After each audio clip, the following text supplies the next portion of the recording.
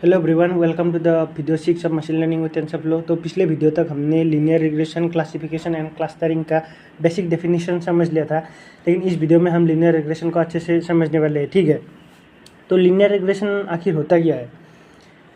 तो देखिए कि समझ लीजिए आईफोन है, ठीक है। एप्पल कंपनी हर साल अपना नया नया आईफोन निकलता है और उसमें समझ लीजिए सिर्फ हम अभी एक फैक्टर को डिसाइड कर रहे हैं, जो कि है प्रोसेसर।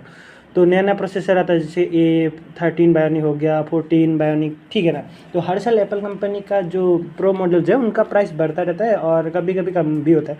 कम तो होता ही नहीं है, नॉन प्रो मॉडल्स का कभी कभी बढ़ता है या कम होता है। तो समझ लीजिए हमने सिर्फ प्रोसेसर को डिसाइड किया, ठीक है।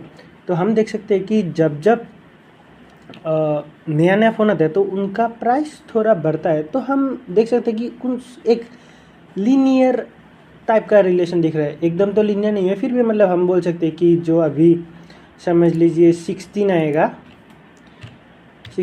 वो तो उसका प्राइस कहीं इधर पे लाई करेगा, ठीक है, या फिर इधर पे भी कर सकता है। मतलब नॉर्मल बाकी सबसे तो थोड़ा ज़्यादा ही होगा, ठीक है। तो यही होता है लीनियर रिग्रेशन। मतलब हमको जो डाटा पॉइंट्स मिलता है उनके ज़रिए हम एक फंक्शन बनाने का ट्राई करते हैं ताकि हम नेक्स्ट वैल्यू को प्रिडिक्ट कर सकें। जैसे कि इधर हो गया, जैसे मैं इधर लिख देता हूँ, आपको अच्छे से समझ में आएगा। जैसे कि हो गया मोबाइल वर्जन्स, ठीक है ना। और इधर लिख देता हूँ मैं प्राइस, PRICE, प्राइस, ठीक है। तो जब जब मोबाइल का नया नया वर्जन आता रहता है 16, 17, तो प्राइस थोड़ा थोड़ा बढ़ता रहता है, ठीक है। समझ लीजिए हम इसको बस एक वेरिएबल के बारे में सोचते हैं। जैसे हम क्लास 10 में हमको एक इक्वेशन मिलता था ना, y=mx+c। तो ये हो गया आपका स्ट्रेट लाइन का इक्वेशन, जिसमें हम देखते हैं कि x का जो वैल्यू है उस पर डिपेंड करके y का वैल्यू चेंज होता रहता है, ठीक है। वैसे भी अभी हम सोच सकते हैं कि जो ये x है, ये आपका समझ लीजिए ये आपका है प्रोसेसर, ये हो गया आपका प्रोसेसर, ठीक है। और ये हो गया आपका प्राइस, इधर हो गया आपका प्राइस, ठीक है। तो देख सकते हैं कि हम जो प्रोसेसर है उस पर डिपेंड करके प्राइस चेंज हो रहा है।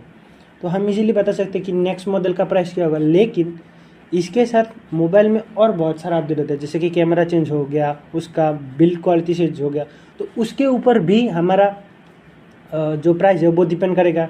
तो अभी इक्वेशन कुछ ऐसा लगेगा कि y=2 x1 समझ लीजिए m1x1 plus m2 plus m2x2 plus m3x3 dot dot, समझ रहे हैं ना। और प्लस लास्ट में एक कांस्टेंट c आ गया, ठीक है। ये बस 10th क्लास का जो स्ट्रेट लाइन का इक्वेशन है मैं वो लिखा हूँ। तो अगर एक ऐसे एक वेरिएबल पे हो जैसे m(x+c), वो तो हम अच्छे से समझ लेंगे। लेकिन अगर बहुत सारा वेरिएबल हो तो उसके रिलेटेड जो फंक्शन है वो हमको डिराइव करना बहुत मुश्किल हो जाएगा। तो उसमें हम काम लेते हैं मशीन लर्निंग का, ठीक है। जैसे मैं इस वाले एग्जाम्पल को दिखा के आपको बता देता हूँ। समझ लीजिए इधर एक लाइन ड्रॉ करता हूँ, ये एक लाइन है, ठीक है। तो समझ लीजिए 16 का जो प्राइस है वो ये लाइन डिसाइड करेगा। लेकिन हम देख सकते हैं कि ये लाइन बाकी जो ओरिजिनल पुराना मॉडल्स है, जैसे हो गया समझ लीजिए इधर हो गया 11 और इधर हो गया आपका 13, तो उनके साथ मैच नहीं कर रहा। तो हम नेक्स्ट मॉडल का प्राइस अच्छे से प्रिडिक्ट नहीं कर पाएंगे। तो हम क्या करेंगे कि जो पहले से ही एग्जिस्टिंग डाटा पॉइंट है उनसे इन लोगों का डिस्टेंस मेजर करेंगे, ठीक है। ये वाला डिस्टेंस हो गया, ठीक है। और इसको मैं दूसरा कलर से दिखा देता हूँ आपको, इसको हटा दिया। ये वाला हो गया डिस्टेंस। और समझ लीजिए कि हम इस पॉइंट से भी इसका डिस्टेंस नाप लिए, इस लाइन को मैं डिलीट कर देता हूँ। जैसे कि इस पॉइंट से इस लाइन का डिस्टेंस। तो हम एक काम कर सकते हैं कि ये जो डिस्टेंस है इसका वैल्यू अगर हम कम करते रहे तो हम एक बेस्ट फिट लाइन फाइंड कर सकते हैं। जैसे कि अभी देखा कि हाँ, अभी इससे इसका डिस्टेंस कम है, फिर हमने देखा और थोड़ा कम किया, तो ऐसे ऐसे हमको एक ऐसा लाइन मिलेगा जो लगभग सभी प्राइस को सेटिस्फाई कर रहा है। ठीक है, इसको मैं आपको दूसरा कलर से दिखा देता हूँ, इसको डिलीट,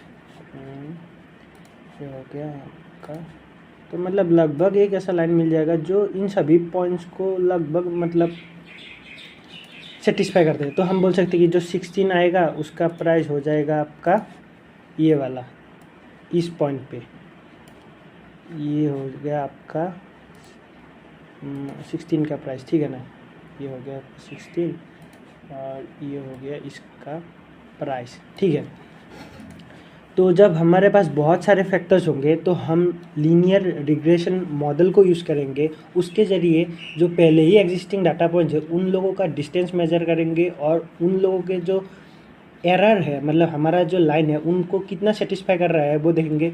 जो लाइन उनको मतलब लगभग सेटिस्फाई करेगा हर पॉइंट को, उसी को हम अपने मॉडल के लिए मेन फंक्शन मानेंगे और उसी के ज़रिए नेक्स्ट जो आने वाला वैल्यू है उनको प्रिडिक्ट करेंगे। ठीक है, तो यही था बेसिक लीनियर रिग्रेशन एंड बाकी कोडिंग पार्ट हम नेक्स्ट वीडियो में देख लेंगे। ठीक है, अगर कुछ समझ में नहीं आया तो आप नीचे कमेंट कर सकते हैं। ठीक है, तो कीप लर्निंग।